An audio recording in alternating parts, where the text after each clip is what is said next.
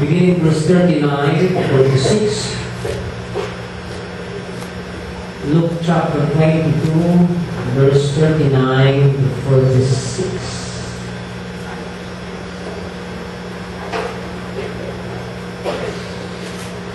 Luke chapter 22, verse 39 to 46. Yan na kayo sa iman?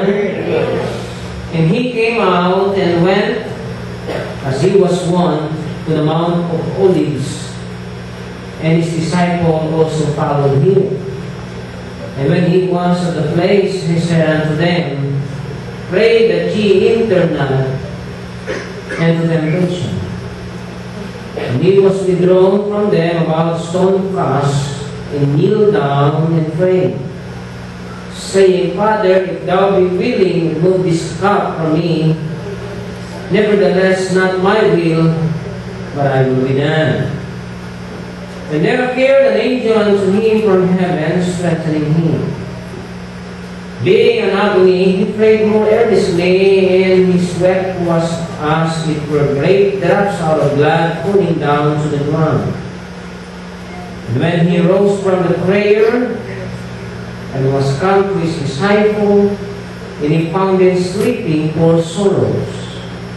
And he said unto them, Why sleep ye? Rise and pray, lest ye enter into temptation. Now tonight, pag-aralan po natin yung failure to appreciate. Failure to appreciate. Tayo po muna yung nanangin.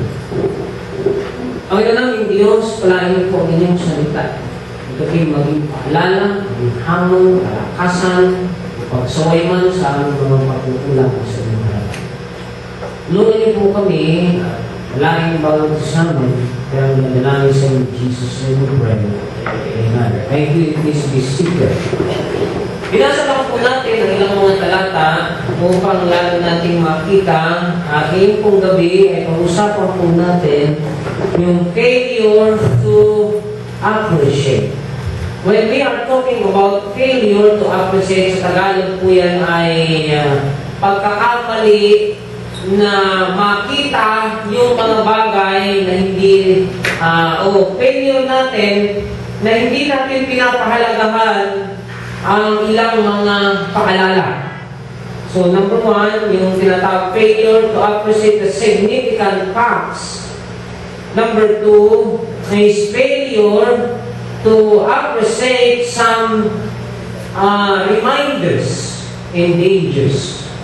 So, dalawa lang po yan. Number one, failure to appreciate the significant facts. Number two is failure to appreciate some reminders and dangers of life. Okay? Stay where you are, kayo mga bata. Lalaki mo lang.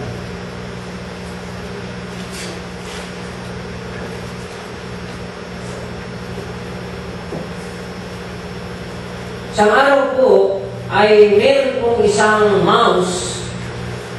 Sa galong mouse. Diba? Habang siya po ay gumagala, nasa park po sila, maraming pagmauri ng animals. Paggala po niya doon sa may malapit sa kusina, sa may daanan, ay nakakita po itong mouse na ito ng mouse trap. Ano yung mouse trap? Yung pag na may lalagyan ng konting pagkain, tapos, pag nakatak ng konti, bigla pong papalo yung bakal at matatak yung mouse. Maiipi. Okay? And, nung makita ko ito, doon sa nakita ito ng mouse, hindi ko alam kung misplace po ito ng may-ari. Doon sa may daanan.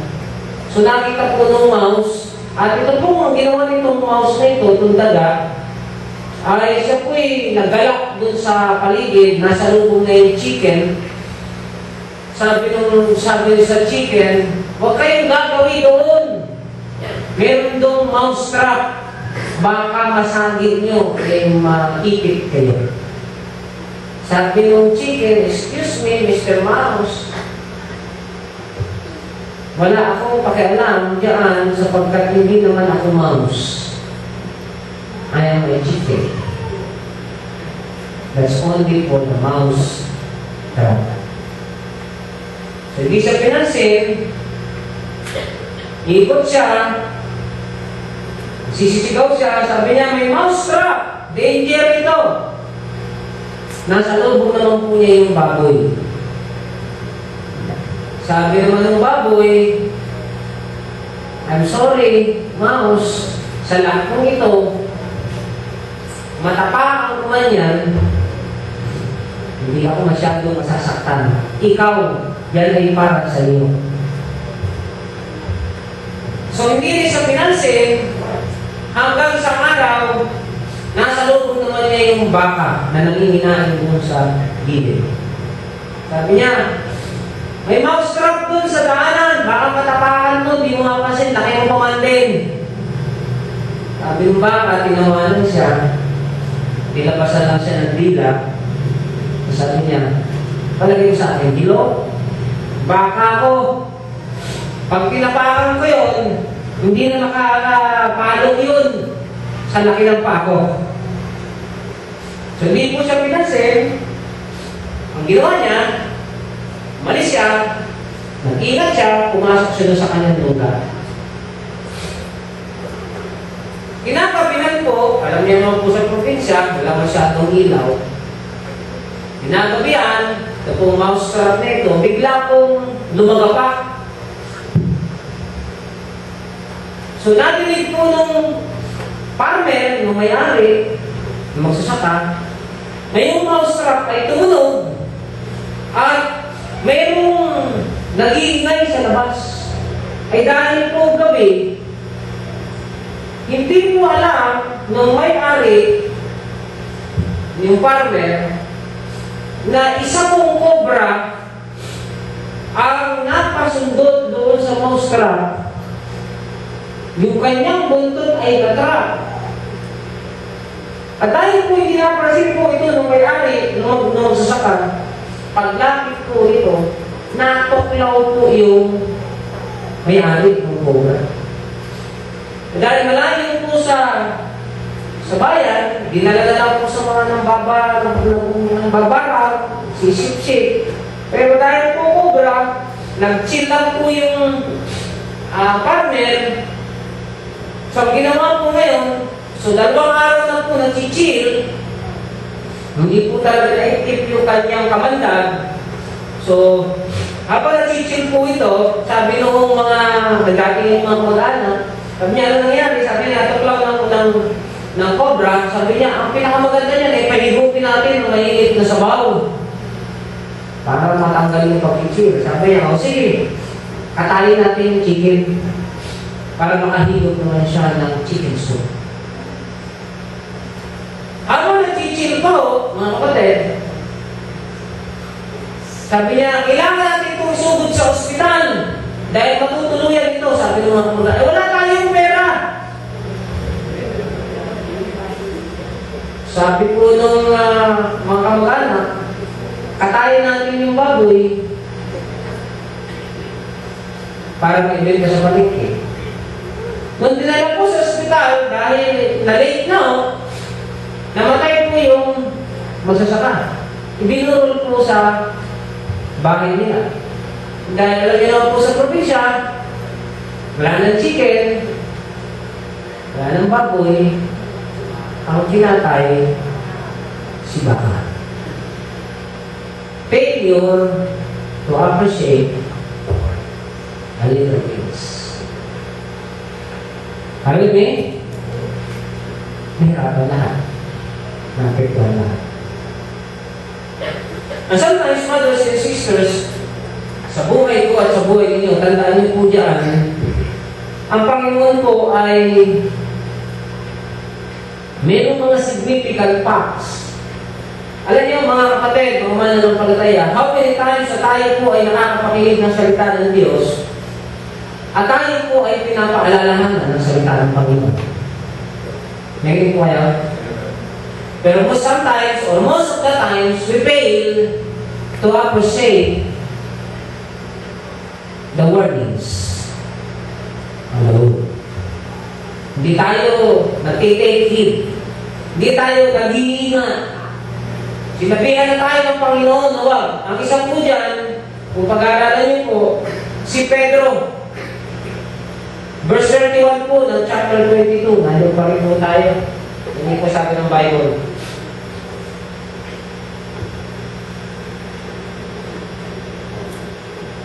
And the Lord said to Simon, Simon, Simon, behold, Satan hath desired to have you, that he may sift you as a wheat.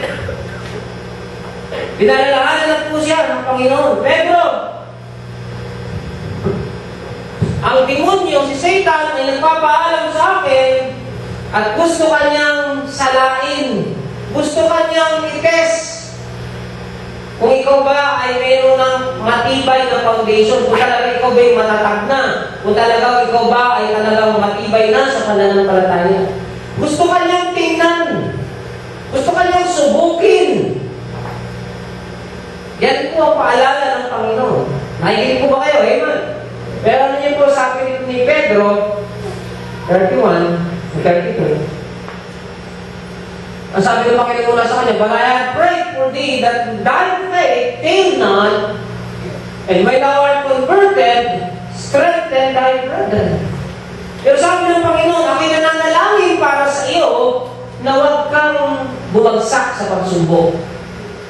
Alam niyo po ba, sa tuwi-tuwi lang tayo po'y sinusubukan ng demonyo sa ating pananampalataya, ang Diyos po'y nananalangin na huwag tayong manghina at bumagsak sa pagsubok.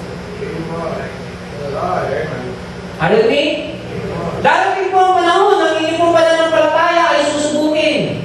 Darating po ang panahon ng inyong paninindigan ay susubukin. Darating po ang panahon ng inyong pong financial capacity ay susubukin. Talaga ba kayo magtitiwala pa rin sa Panginoon o hindi? Pero si Pedro po, failure, he failed to appreciate the warning. Why? Verse 33, and he said unto him, Lord, I am ready to go with thee, both in prison and to death. Ang kanyang response, Lord, gusto ko pong ipaalam sa inyo na kahit anong mangyari, hindi ako bibitaw sa inyo. Handa akong sumama sa inyo, maging sa kulungan, o kung kinakailangan, maging ang kamatayan naman. Pero ano yun po, ang warning na ng Panginoon. Sinabihan na siya. Ano sabi ng verse 32? Ako'y nananalangin na ikaw ay magtagumpay at huwag kang bumagsak. Pero alam ng Panginoon when thou art converted, ano sa Tagalog converted? Pag ikaw ay nakabangon, nandiyan po ba kayo? Pag ikaw ay bumagsak at nakita mo na hindi mo pala kaya talaga ang sarili mo, kailangan mo ako, patakagin mo naman at patibayin mo naman ang iba. Winarningan na siya, sinabihan na siya, sasalain ka, babanatan ka, titirahin ka. Pero ibig na po na siya magtiwala at Lord, pakitulungan niya naman po ako. Gusto ko ako'y magtagumpay. Pero sabi niya, Lord, no way. Over my dead body, handa akong sumama sa inyo sa kulungan at maging sa kamatayan. Failure to appreciate warnings, the significant facts of our life. Mga kapatid, how many times na minsan ang salita ng Diyos ay nagbibigay ng warning sa buhay niyo at sa buhay ko? Pero sometimes we fail. Amen? How many times na tayo pinapalala ng Diyos? Saan mang bagay?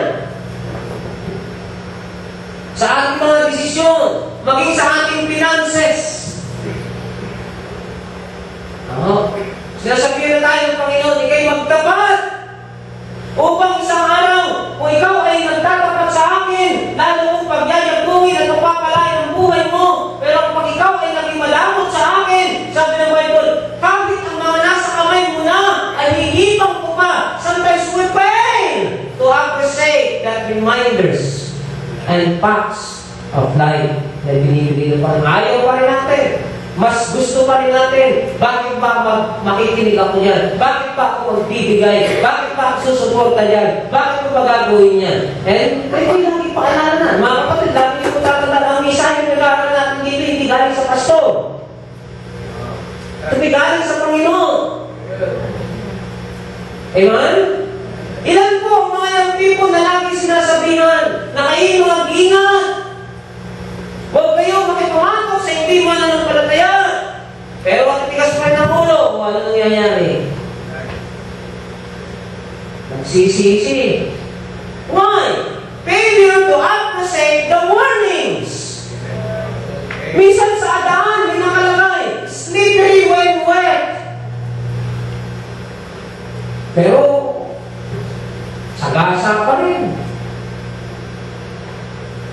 Akala niya, kaya nga po may mga warning kahit saan. May nakalagay, high voltage. Ay kaya minsan lang yun, may nakalagay, pag-ingat, pulling debris. Doon pa rin dumadaan. Di ba? Nilagyan na ng overpass.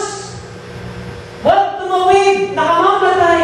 Pero ginanong, tumatawid pa rin. Kaya pag namangga, kawawa naman yung tsuper. Nagbabayad pa. Hindi po kagaya sa ibang bansa. Kahit ikaw ay tao, pag mali ka, walang pananagutan sa iyo, driver na nakakangga sa iyo. Hindi naman ang tama eh. Sobra na ang human rights sa atin dito, sa Pilipinas. Kahit mali na, dahil may... Imagine niyo po, nakita mo ng binaril, nakita mo na sinaksak, at kita mo siyang sumaksak, ang tawag pa rin, suspect. Nakita ng rapist, may protection pa, hindi mo pinakikita yung mukha. Failure. Mga kapatid, sa buhay po ninyo, pinakamagandang nakikinig tayo ng salita ng Diyos dahil mayroong mga parte dyan, along the line, along the way, along the message of God. May mga parte dyan na kakausapin po kayo. Amen. Yun naman hindi inyo, huwag nyo nang kunin, hihinginig. Kaya po, mga kapatid, minsan, pag kayo pinakikinig ng salita ng Diyos, para kayo makain ng isda, yung tinik, huwag hindi yun para sa aso yun, huwag nyo kainin. Ngayon, kung kaya nyo makainin yung tinik, hindi bahala kayo.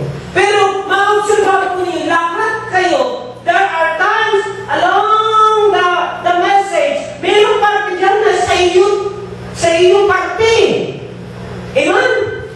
Parang sinasabi ng Diyos, iyo itong parte ito, pang-personal mo to. Warning ko to sa iyo. Take it ka dito. Ito ka.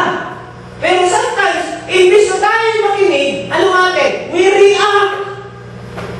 We reject. And what happened? Doon tayo nagkakamali. Isang yung tao nagkakamali, pero ang Diyos kahit kailanman, hindi po niya nagkakamali. Ewan po ba? Pero kung hindi mga tao pa rin magkakita sa ulo, ayaw pa rin makinig. Pero pag naando na, saka nasasabi kalaliatan ang buhay ni nasulit ang pagsisisi. Talaga naman, may huli na eh. Pero sana naiwasan yun. Nakali po nga, Iman. Sinabi ng high blood ka na, kaya ka pa ng kaya, parang isang pastor. High blood na ba naman, natakaw sa balon? Kumain pa naman ng 3 balon, high blood na. Sinabi na ng doktor, sinabi na ng mga pastor, huwag ka nang kumain ng balon, high blood ka na. Parang amis ko ba, namimis ko yung... Huwag ang natunog, no? Tapos lubog sa ulo, sasawsaw mo nga naman sa suka. Pero kung high blood ka, kahit gaano yung kasarap, disiplinahin mo sarili mo. Katuliran ng ibang mamatay din. Eh, pag ganyan ang katuliran mo, pag sinatake ka, huwag ka mapapadala sa doktor. Amen? Ayun pala katuliran mo eh.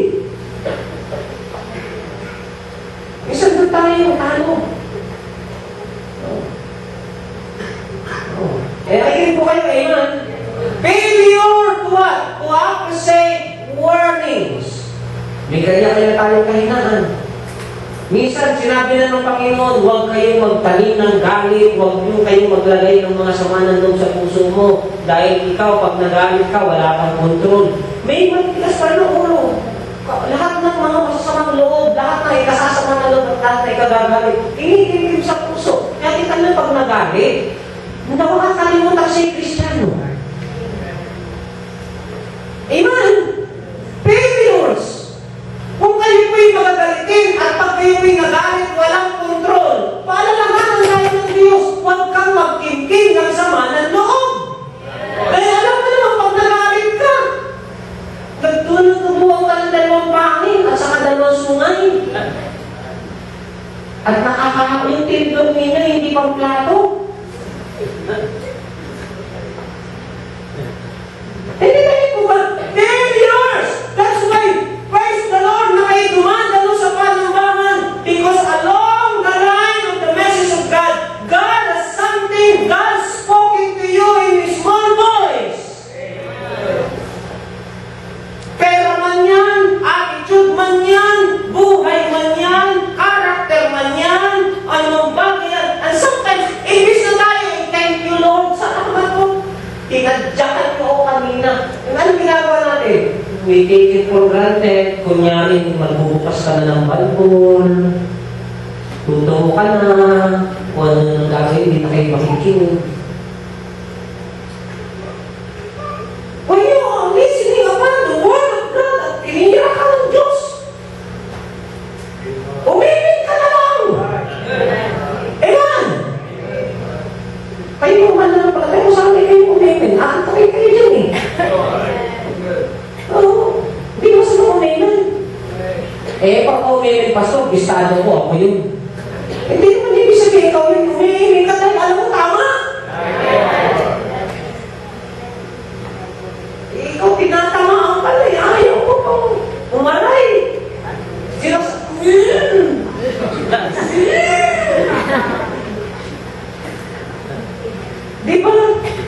Di ba nagkaroon po ng siyensya sa pag-aaral sa siyensya? Ano lang ang pagkakaiba nung sumakay ka sa ride na ikaw ay sumisigaw at saka yung inaano yung bibig mo, hindi ka sumisigaw pero yeah! Gano'n? Ilalabas mo pala yung emotion mo. Kasi naninigas yung katawan mo eh. Ang pagbawa mo, atake sa puso abot mo eh. Kaya pag tinamaan at nakita yung tao yung salita ng Diyos, umibig kayo dyan. Amen? Nagaw na nga ng Pentecostal yung hallelujah. Yung hindi ko pa nag-amen. Kasi nasasaktan tayo. Eh, yan ang nagiging failure natin. Pag tayo pinalalahanan, una, ang paalala, hindi na nanibig sabihin, ikaw yun. Baka meron dyan sa unahan. Nakuha mo ba? Kung naman ikaw ay tinamaan at andong ka na, good news yan. Ayaw na Diyos na magpatuloy ka at matuluyang ka. Kung nangyari na yun na, dahil ka dapat malakas ang amen. Bakit sa, man! Nangyari eh! Tama ba? Minsan pag may pastor tayo, sinagot ko,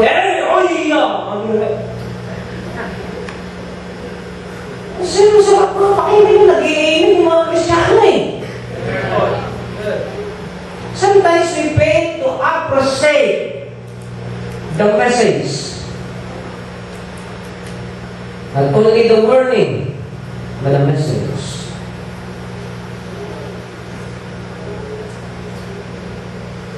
Sa araw po, isang kapitan ng barko, si Man, sabi po ng kapitan,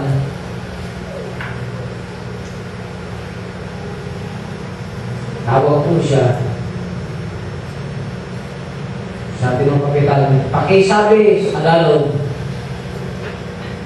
north, 35 degrees northeast, pakialis yung barko na yan.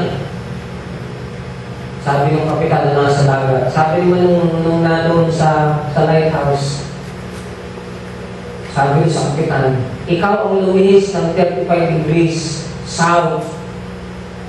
Sabi ng kapitan, hindi, ikaw ang lumihis. Kaya sabi niya, hindi, ako narito ako sa lighthouse, ako ang authoritative. Lumihis ka 30 degrees.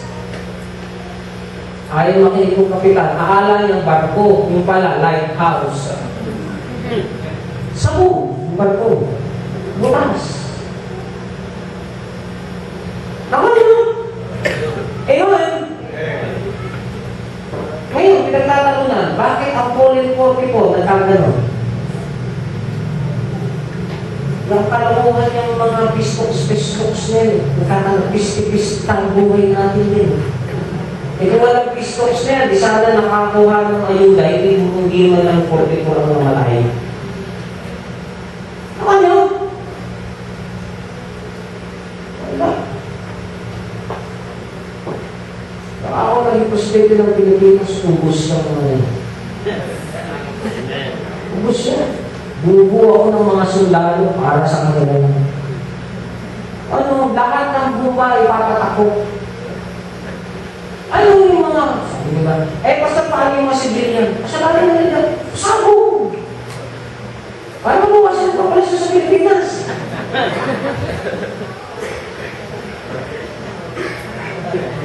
Naman yun? Kasi mga kamag-anak pinamili yan eh. Parang wala nang mag-revenge. Sabog! Kaya ako kumanda yung chief. Sige, bagsakan mo. Chef, tanggalin na sa servisyo, bagsakan mo.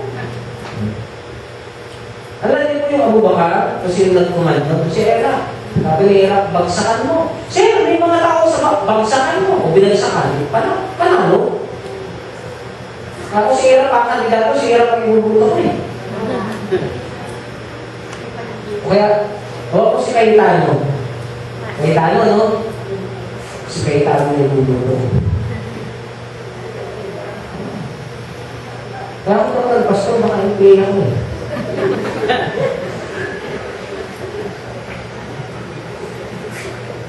Nakakala na yung parang ang gobyerno natin, parang sunod-sunuran, ano?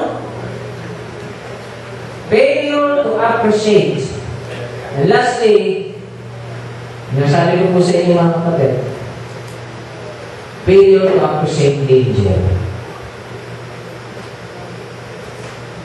Dito po sa talatang ating binasa sa 22, sabi po, nilutulit ng Panginoon, pray that ye enter not into temptation.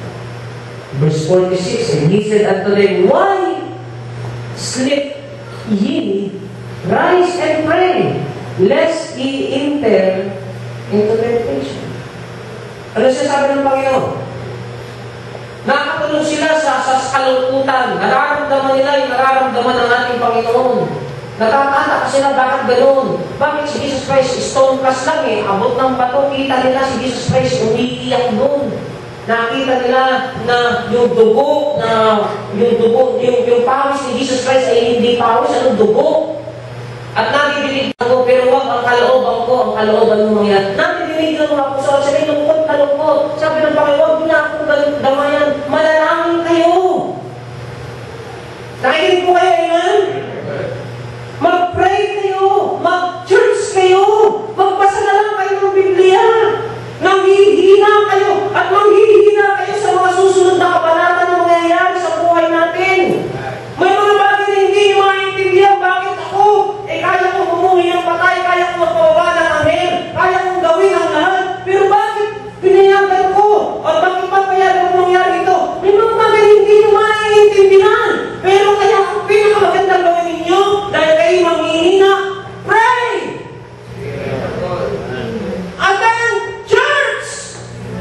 Read your Bible! Pero ang dami pa rin, hindi. Pag may problema, takbuhan TV.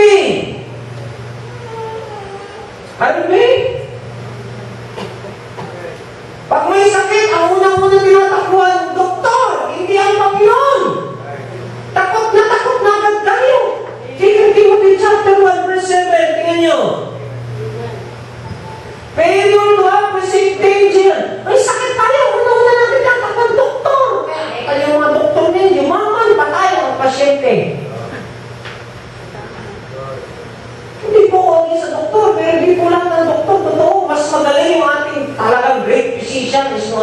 Lord.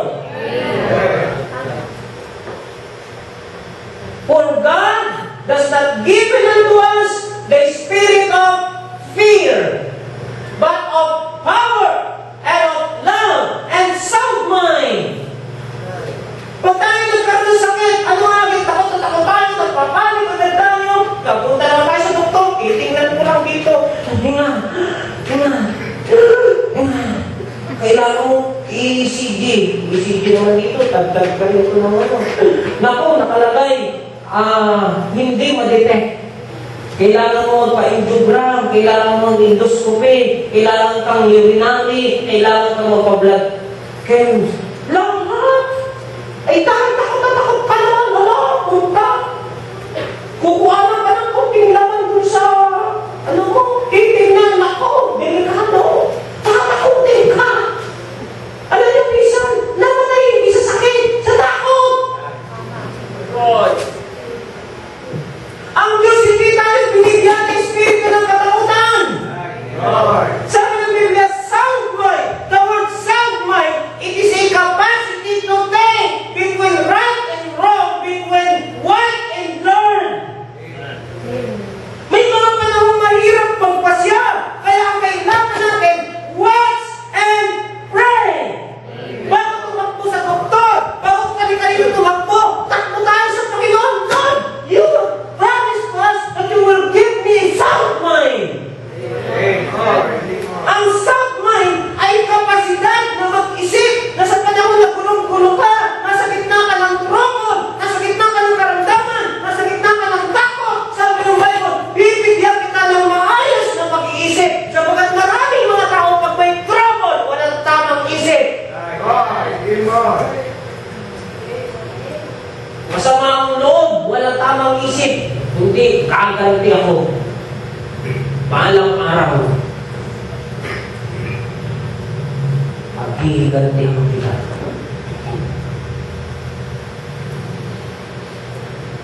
Lumos din.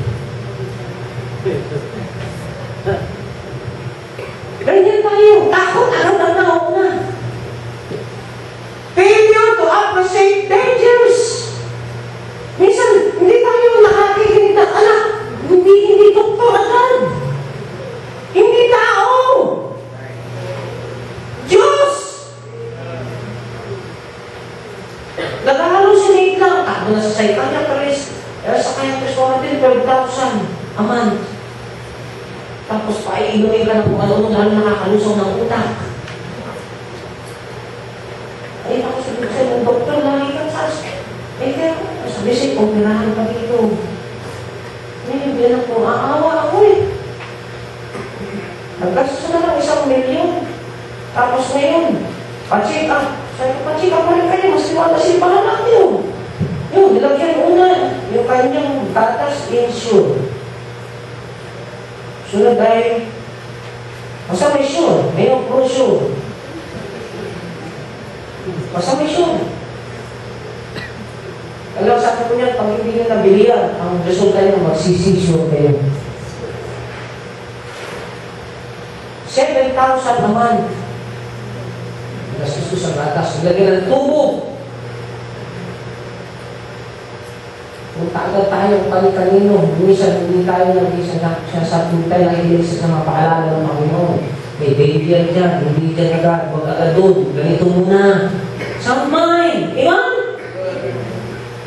Sarate agad tayo. Nasaan ka?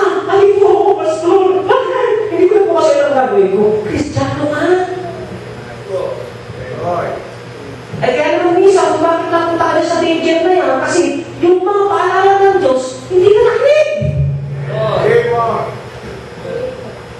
Alam niyo po, isang napakaganda pag tayo obedient Christian, are you with me? Yung protection ng Diyos, ibibigay niya sa iyo. Iingatan ka niya. Ano mapapala ako pag ako'y nag-times, pag ako'y nag-offering, pag nagbigay ako ng aking kaloob sa Panginoon? Hindi alam niyo, bakit niya sa Diyos? Iingatan ka niya, bibigyan ka ng wisdom na kung saan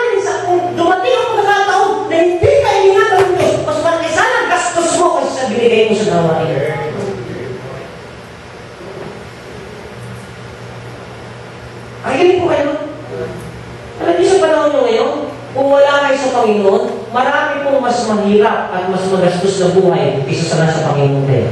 Kung hindi kayo nasa Panginoon yun. Nagigit po kayo? Kung nasa kaya yung mga anak nyo yan, ano kaya itsura ng mga anak nyo kung hindi kayo naturuan? Yung trending po ng mga mamamaga namin, pabayaan sa lahat sa mga anak. Hindi ibig sabihin pabayaan na, papabayaan na, hindi ba mag-disiplina na. Ang anak, ang tatay at nanay sa bahay. Pag sinabi ng nanay ng anak, ayaw mo! Ayaw mo daw, pumili. Pero natuturuan tayo. Nabibigyan tayo ng instruction. Naayos ang ating buhay. Amen? Failure to date, to appreciate failure. Ano sabi ng Bible? Train up a child in the way he should go, and when he is old, he will not depart from it. Failure to train your child, that is danger. Amen? Lahat po. Kaya tayo magsimula tayo magtapat. So failure, mga kapatid, failure is a significant part of our life. And that is failure to take heed the message of the Lord. Failure to see the danger ahead. And sometimes hindi tayo magiging maingat sa maraming mga bagay. Mga kapatid, nawa, pag napakinggan natin ang salita ng Diyos, ito hindi tayo para saktan, ito hindi para tayo dabukan sa likod, batukan. Hindi po ito para tayo pagsabihan. Kung hindi para tayo kung nagkakamali, last verse, tingnan niya po ang sabi ng Bible. I think Timothy yan. Ano sabi ng Bible? All Scripture. Kaya kaya? Verse Timothy? Ha? 2 Timothy 3:15. Tingnan niya. Mga mistake eh. All Scripture is given by inspiration of God. The power of God. For what? It's profitable for doctrine. Ano pa? For reproof. Paano pag sabi reproof? Sasawayin yung mali mo. And then, pag sinaway yung mali mo, i-correct naman. Kung yung parang inupira ka. Tinanggal yung cancer, kinurek. And then, tatulong ka naman ng tama. Kaya kung ito may huli. Ewan ko ba? Sasabihin sa'yo, anak, yan ay mali. Anak, yan pinatahan mo na yan. Mapapamali yan. O anak, tama yung ginagawa mo na yan. And then, what? Kung mali, i-correct ka na. Kaya may panahon talaga, i-correct tayo sa lupa ng Diyos eh. Huwag tayong mag-react. Huwag tayong mag-reject. What we need is to accept the challenge of the message. And instruction in righteousness. Ano kasunod? That the man of God will be perfect and truly furnished unto all good works. Brothers and sisters, alam na natin ang tama. But God is always reminding us. And pag hindi po tayo nag-take yan, yung failure na yan, ay hindi na po bunga ng banal na Espiritu, hindi na po ang may kasalanan dyan, ang Panginoon at ang kanyang salita. Ang may kasalanan na dyan ay tayo na hindi tayo nakinig na sinasabi ang salita ng ating Panginoon. Alam niyo po, as I close, what do you mean by Bible? Bible, B is believer's instruction before leaving earth.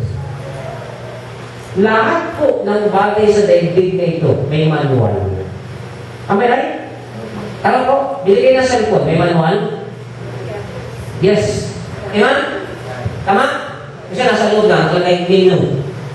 Hindi po yung pagkain. Tama? Amen? Binigay yung aparador, may manual. Binigay yung computer, may manual. Binigay yung rice cooker, may manual. For almost 22 years, bumili kami, pressure cooker. May lakang nakabili. May manual. Lahat ng bagay, damit, may manual. Pag mo daw pupusutin, nilalagay sa, kaya po ito nagkaiba-iba na eh. dapat ito dry clean. Ang mausap po ninyo, yung hiba-hiba yan, tatanggal lang. Kakalasot kung magbubunding ka yan. May manual, tama? Pampaputi. May manual. Pampamuna. May manual. Nagparimal kayo, may instruction. Kung maliligo na lang itong araw, kaya bago na eh. Diba? Tama po? Nagpaputi ka, may instruction. Kung nakaharap sa araw. Lahat may manual eh. Nung magpagawa ko ng salamin, sabi ng doktor, pastor, itong taas, habang naglalakad ka. Yung gitna, habang nanonood ka. Yung baba, habang nagbabasa ka. Sabi ko, politiko, pastor ha. Yung taas, habang naglalakad ka. Yung gitna, pag nanonood ka. Yung baba, ay minsan nakakalimutan ko eh. Makaras akong gano'n, nanonood ako. Pero ito sa manual. Sa iman. The only manual ng buhay nyo at buhay ko is the Bible.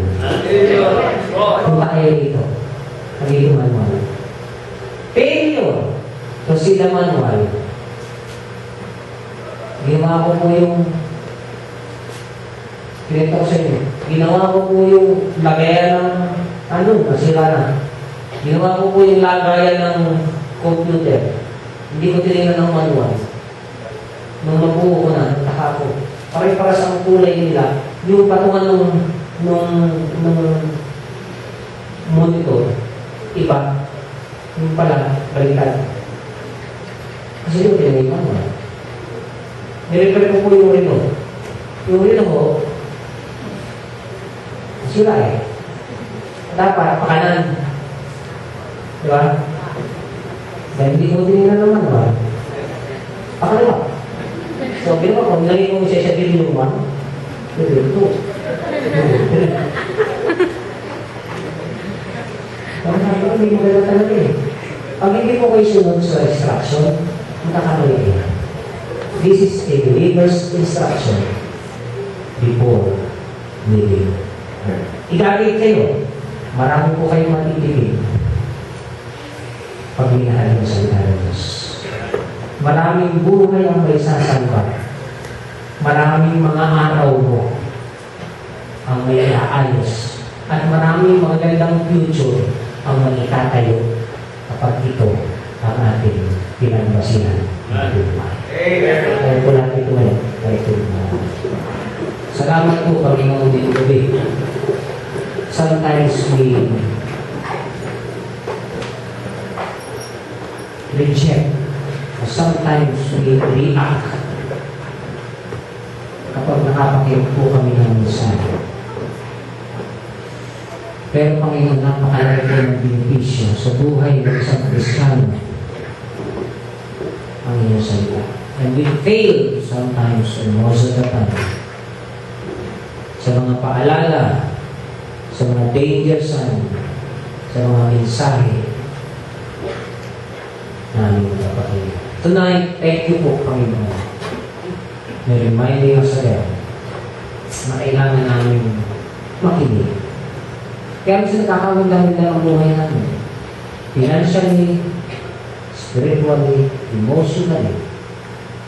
Meron kami nakalimutan. Isang araw, bago nangyari yan, may isang tanong Diyos kami nakapagyan. Pero hindi namin pinakinggan. Hindi namin binigay ng pagpapahalaga. Kaya nagkamali kami. Kung kami lang po lahat ay mga natin, kung kami lang din magsisikap sa biyaya namin, hindi ng perfect way, marami kami may isasalbang oras, pera, buhay.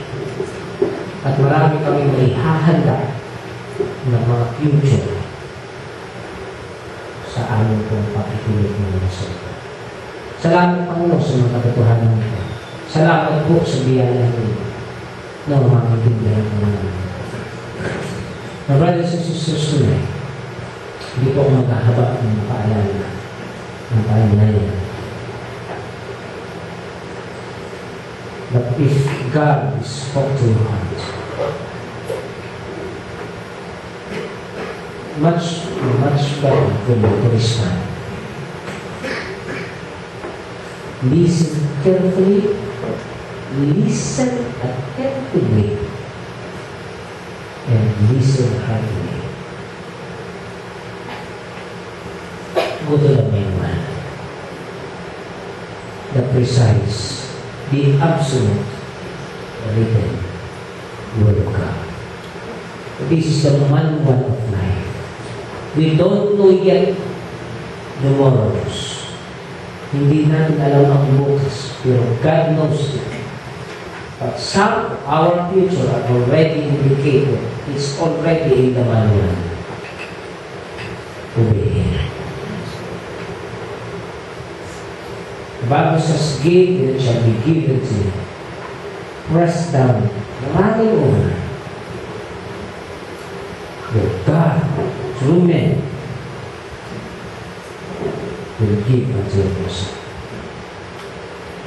The Bible says, pray, take Him, that He enter not into temptations. The Bible says, God has not given unto us the spirit of fear, but sometimes, natatakot ka pa rin. Nadaan na ka pa rin. It's time for you to pray. Time for you to recognize, oh God, ang aking takot ay hindi galing sa iyo. Because you give us the sound mind, power, and now. God does not give unto us the spirit of fear. Tonight,